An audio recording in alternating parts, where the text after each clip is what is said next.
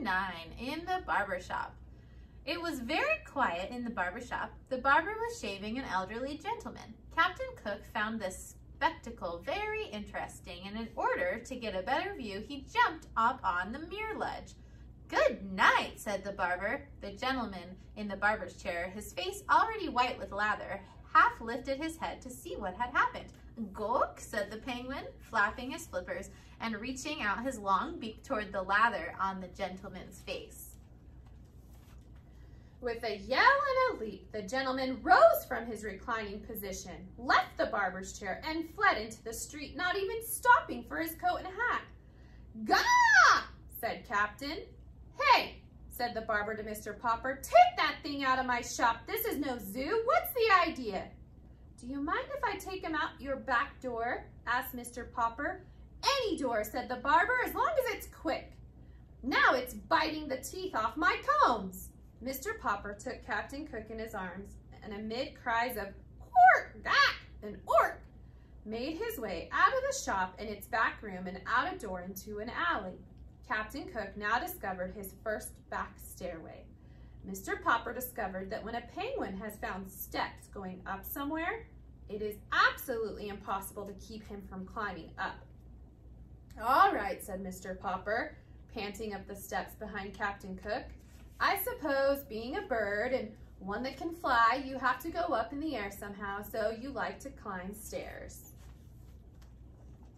"Well, it's a good thing this building has only 3 stories. Come on, let's see what you can do." Slowly but unwearyingly, Captain Cook lifted one pink foot after another from one step to the next, followed by Mr. Popper at the other end of the clothesline. At last, they came to the top landing. "Now what?" inquired Mr. Popper of Captain Cook. Finding there were no more steps to climb, Captain Cook turned around and surveyed the steps that now went down. Then he raised his flippers and leaned forward. Mr. Popper, who was still panting for breath, had not supposed to determine the determined bird would plunge so quickly. He should have remembered that penguins will toboggan whenever they get a chance. Perhaps he had been unwise in tying one end of the clothesline to his own wrist.